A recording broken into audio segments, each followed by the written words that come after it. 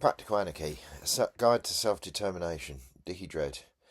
And please bear with me today, I've got a bit of a hangover because it was my birthday last night. But here goes. Section 34, Wage Slavery. If Chapter 4 unpicked how the state secures power through violence and division, then Chapter 5 turns to its twin accomplice, capitalism. One of its ugliest masks is wage slavery. The phrase might sound dramatic, but it captures a simple truth. The selling of labour is not freedom. It is compulsion dressed up in contracts. Workers may not wear chains, but they are bound by rent, bills, mortgages, and the threat of hunger. In this sense, wage labour is less about choice and more about survival. As Dave Graeber pointed out, the vast majority of people in capitalist societies spend their lives doing tasks they would never choose if their basic needs were already met. From enclosure to factory. Historically, labour became commodified for enclosure and dispossession. Peasants who once had access to common land were forced off it and pushed into factories. This transformation was not voluntary, it was imposed by law and violence. Marx described it as primitive accumulation, the theft of common resources that left the majority with nothing to sell but their labour. For anarchists, this moment was not just the birth of capitalism, but the creation of a new form of slavery, waged instead of chattel. Alienation and the loss of meaning. Alienation compounds the insult.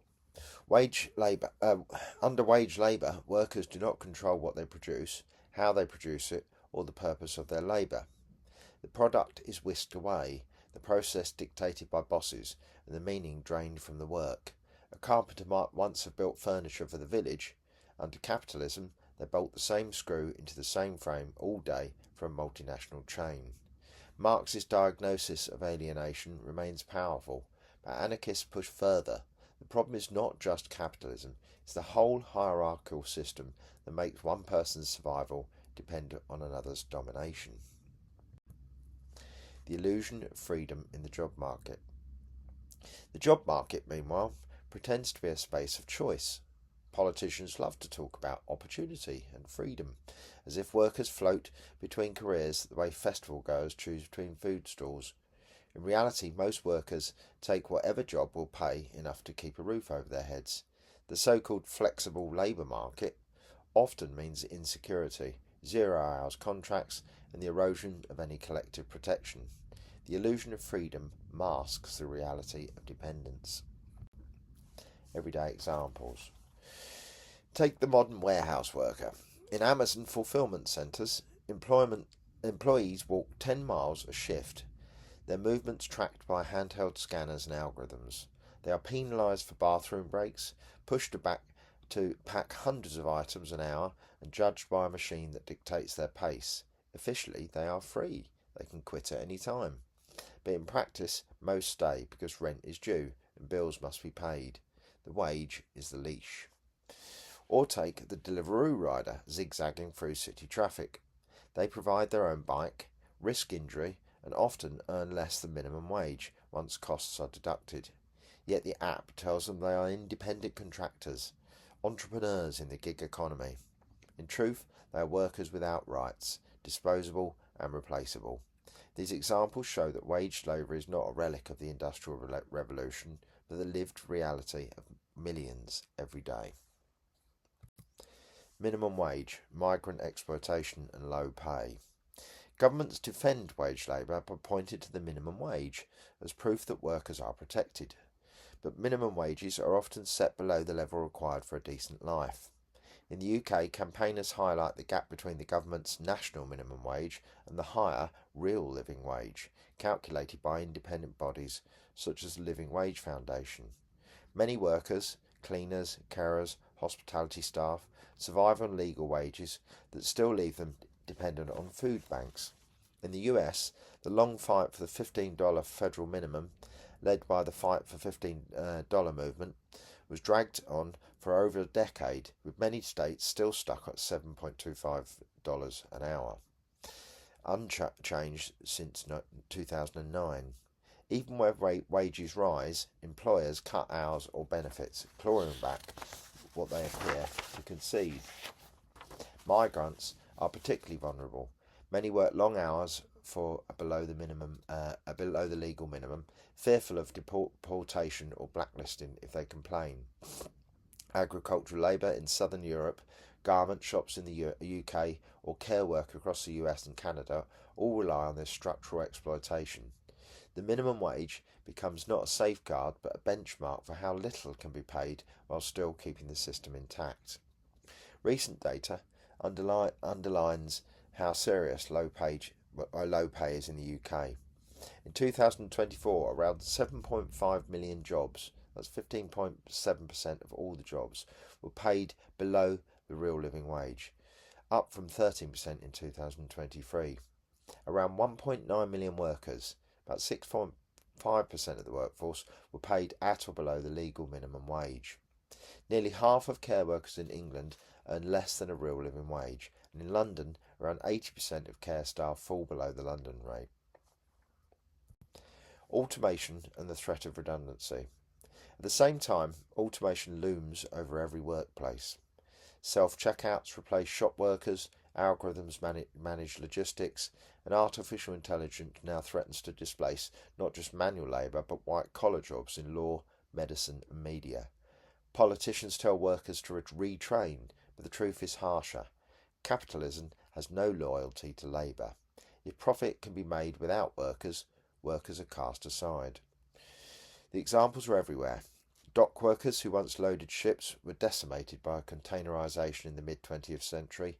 Whole communities around ports collapsed as cranes and standardised containers replaced human labour.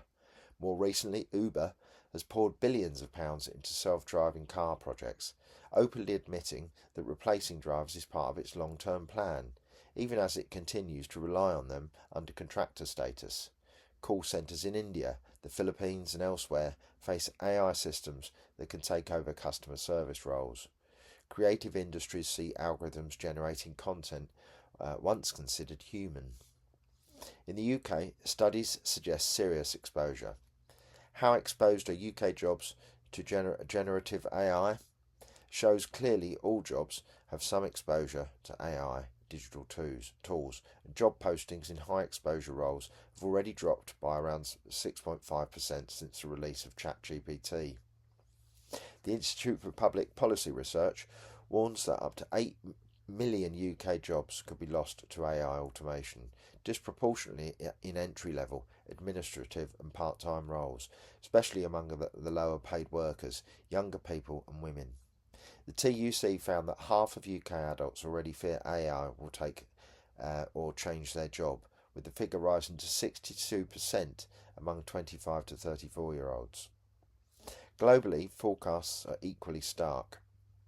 A US-based MIT report estimates that 1.6 to 3.2 million workers could lose their jobs over the next 2 decades due to AI, while analysts suggest that 50 to 60% of jobs worldwide could be transformed or automated by 2040. Marx foresaw this in his Grandees, where he argued that automation could free workers from toil, but under capitalism would instead deepen exploitation. The contradiction remains stark. Automation could shorten the working week, liberate people from drudgery, or abolish wage labour entirely. Instead, it becomes another whip, a threat to keep wages down, a tool to shed jobs, a reminder that workers are disposable. For anarchists, this is decisive. Technology shows that moneyless society...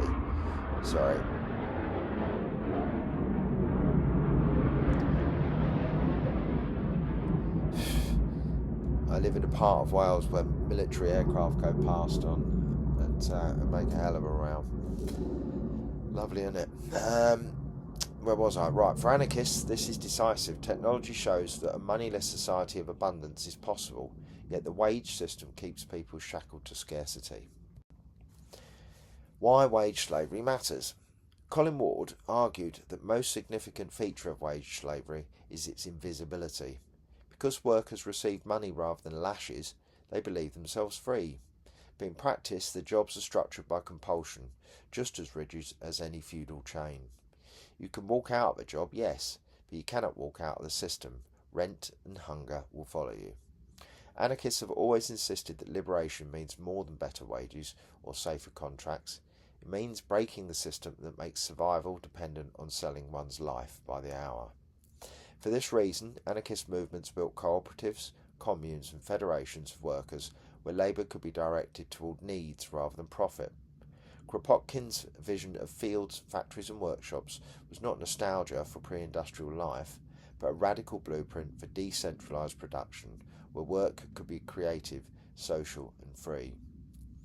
The phrase wage slavery matters because it punctures the myth of the job market. It reminds us that what is sold is not product, but human time, the hours of life that could have been spent differently. And once we see wage labour for what it is, coerced survival, not free choice, then the rest of capitalism's illusions start to crumble. Holidays and weekends as controlled time. Capitalism offers the illusion of freedom not just through wages, but also through time. The invention of the weekend and the holiday as distinct categories of life appears to grant respite, yet in practice it reinforces the very divisions on which slave slavery depends. By separating work time from free time, the system ensures that most people live two parallel lives, one constrained by labour, the other squeezed into evenings, weekends and a few weeks each year. Historically, the weekend is not a natural feature of human society, but a negotiated concession wrested by trade unions and labour movements in the 19th and 20th centuries. What began as a small reduction in the working week became normalised as a rigid divide. Yet rather than liberating, this structure channels leisure into predictable cycles of consumption, shopping on Saturdays, recovery on Sundays, package holidays designed to sell the same experience to millions. Far from undermining capitalism, time off became a lucrative sector of the economy. This temporal discipline is visible in the holiday industry itself. Travel companies, airlines and hotel chains profit from the promise of escape, while reinforcing dependence on wages to buy the temporary freedom. The annual holiday becomes a ritualised pressure valve, a way to release discontent without ever questioning the structure that makes such release necessary. The same logic applies to weekends, where consumer patterns are highly predictable and marketed aggressively. Anarchist practices, by contrast, challenge the split between work and life. For travellers and ravers, life is not divided into 5 days of labour, followed by 2 days of consumption, but lived as a continuum of making, moving, celebrating and surviving. Similarly, off-grid communities often blur distinctions between labour and leisure. Growing food, repairing structures and cooking meals collectively are simultaneously work and life. This refusal of the weekend as a controlled category exposes how deeply time itself has been commodified. For anarchism, the lesson is clear. Genuine freedom cannot be measured in hours off the clock or holidays earned.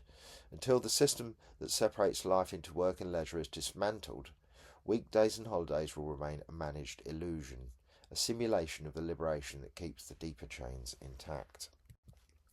Tourism and its consequences. If holidays and weekends are the managed slices of freedom within working life, then tourism is the global extension of that logic. Entire industries exist to sell escape, packaging leisure as a commodity to be bought rather than lived. From budget airlines to luxury cruises, the promise is the same: step outside everyday life, pay for the privilege, then return to work refreshed enough to endure it again. The consequences are profound. Tourism has become one of the largest sectors of the global economy, but it thrives on inequality. Cheap flights depend on poorly paid workers, deregulated airports and subsidies for fossil fuels. Resorts often displace local people or lock them into seasonal precarious labour. Cruise ships float as tax havens, leaving pollution in their wake while funneling profits to distant corporations.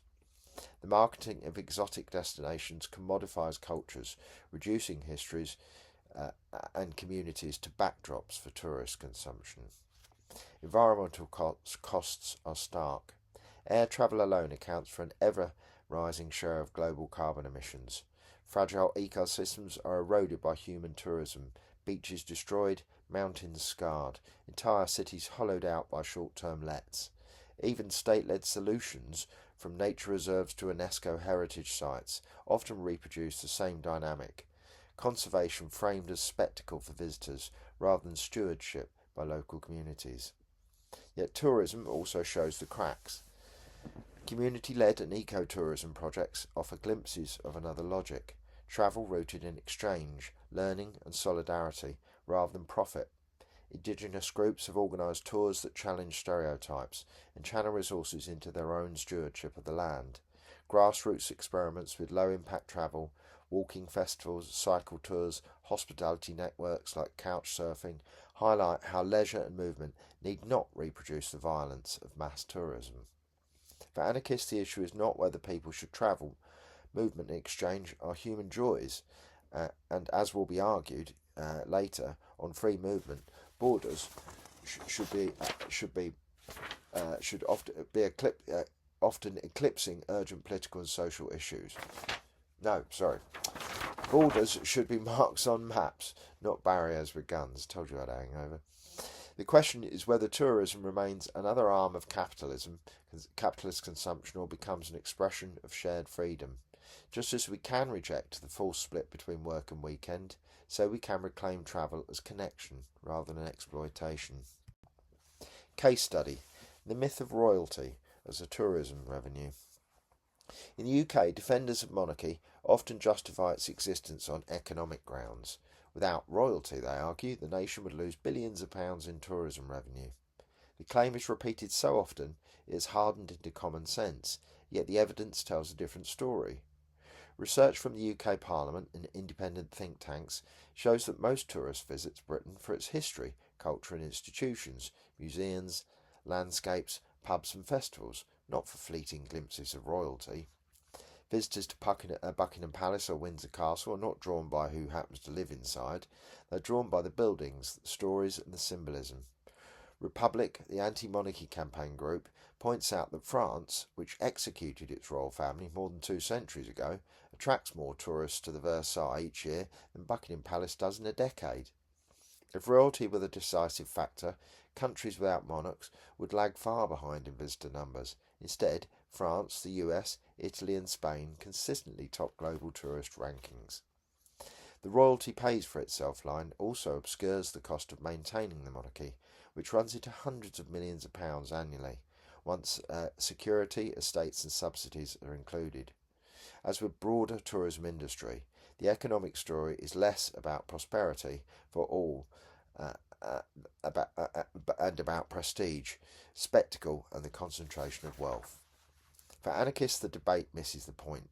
Even if royalty did generate significant income, it would still embody hierarchy, privilege and hereditary power, precisely the structures that the rest of this book has critiqued. Just as green capitalism offers a false solution to ecological crisis, the argument that monarchy is justified because it's good for tourism confuses spectacle with substance. Visitors do not need unelected heads of state to marvel at castles, architecture and history.